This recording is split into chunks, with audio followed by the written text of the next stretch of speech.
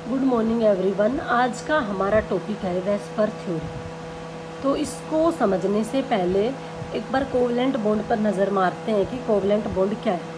तो covalent bond हमारे पास mutual sharing of electron से बनने वाला बॉन्ड है। जैसे क्लोरीन का बॉन्ड मैंने समझा दिया, मीथेन का बॉन्ड पिछली क्लास में मैंने समझा, कोऑर्डिनेट बॉन्ड भी मैं बता चुकी हूँ। तो जो लुईस ने जो डॉट स्ट्रक्चर से ये बॉन्ड बनाए, इन बॉन्ड्स में कुछ एक लिमिटेशंस थी। क्या क्या लिमिटेशंस थी, उस लिमिटेशंस को दूर करने के लिए मेरे पास क्या आई, VSEPR थ्योरी आई। क्या कहती है ये मतलब क्या लिमिटेशंस थी और ये थ्योरी क्या कहती है, ये हम यहाँ पर डिस्कस करेंगे। How the atoms are held together in a molecule. हमें ये नहीं बताया कोवेलेंट बॉन्ड ने कि कैसे ये मॉलिक्यूल में, जैसे कि आयनिक में क्या है, फोर्स ऑफ इंटरेक्शन है, तो आयनिक बॉन्ड स्टेबल है, अपोजिट चार्ज अट्रैक्ट करेंगे। लेकिन कोवेलेंट बॉन्ड की अट्रैक्शन के बारे में यहाँ पर कुछ भी डिस्कशन नहीं हुआ। दूसरी बात है कि कैसी शेप होगी, कि भाई वाटर कैसा दिखेगा। कार्बन डाइऑक्साइड लीनियर होती है, वाटर बेंट होता है, मीथेन टेट्राहेड्रल होता है। इन सब बातों के बारे में भी लुईस ने कोई भी बात नहीं की। रिलीज ऑफ एनर्जी के बारे में भी इसने बात नहीं की कि कैसे बॉन्ड, हमें पता है कि जब भी बॉन्ड बनेगा तो एनर्जी क्या होगी, बॉन्ड बनते टाइम एनर्जी रिलीज होगी। इस बारे में भी यहाँ पर कोई भी डिस्कशन नहीं हुआ। तो कुछ एक ये उसके क्या थे ड्रॉबैक, कि भाई बॉन्ड बनेगा तो एनर्जी रिलीज कैसे होगी, शेप के बारे में भी नहीं बताया, और कैसे एटम्स एक दूसरे से अट्रैक्ट है, तो इस बारे में भी कोई भी डिस्कशन नहीं हुआ।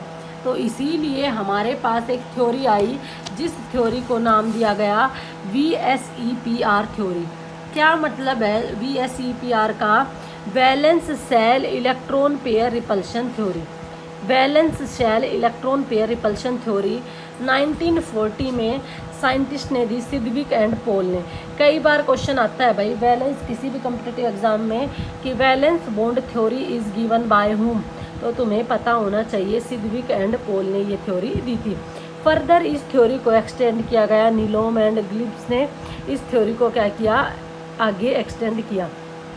सो वैलेंस बॉन्ड थ्योरी क्या कहती है कि electron pair surrounded the central atom. Central atom क्या होता है, जैसे वाटर है, तो वाटर के अंदर जो ये ऑक्सीजन है, ये मेरे पास क्या है, सेंट्रल एटम। कार्बन डाइऑक्साइड में जो बीच में, सेंट्रल का मतलब बीच में जो है वो सेंट्रल एटम, जो साइड में प्रेजेंट है वो क्या है, टर्मिनल एटम, या फिर उनको क्या बोल सकते हैं हम, साइड एटम भी बोल सकते हैं। तो इसने क्या कहा कि central atom repel one another and move so apart from one another that there are no further repulsion. इसने कहा कि हर एक मॉलिक्यूल की अपनी एक शेप होती है, क्योंकि इलेक्ट्रॉन इलेक्ट्रॉन के बीच में रिपल्शन होगा। जैसे कार्बन डाइऑक्साइड लीनियर है, लेकिन इसकी शेप कैसी है, देखो कैसी शेप है इसकी, वी शेप है, वी के जैसा है, इंग्लिश के लेटर वी के जैसा है। तो ये नहीं, ये इसने कहा क्यों है ये ऐसा, क्योंकि इसके इलेक्ट्रॉन के बीच में रिपल्शन है।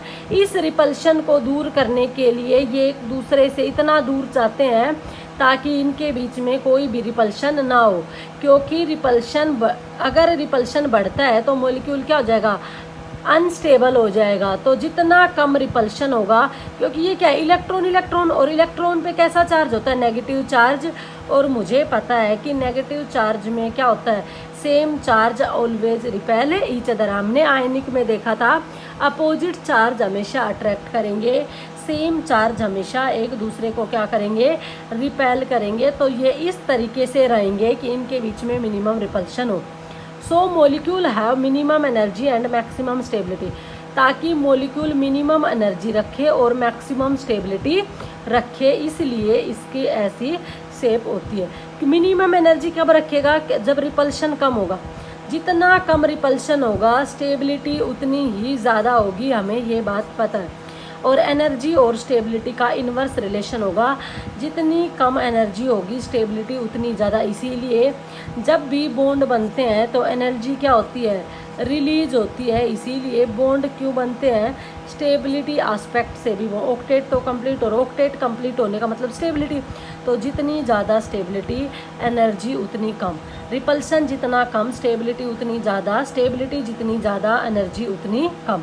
तो इन सब ड्रॉबैक्स की वजह से जो शेप वगैरह नहीं बता पाया, एनर्जी के बारे में नहीं बताया, इन्हीं वजह से ये थ्योरी दी गई जिसको कहा गया valence shell electron pair repulsion theory की। हर एक की एक पर्टिकुलर शेप होगी ताकि रिपल्शन मिनिमम हो, स्टेबिलिटी ज़्यादा हो, और स्टेबिलिटी ज़्यादा होगी एनर्जी उतनी कम होगी। Thank you.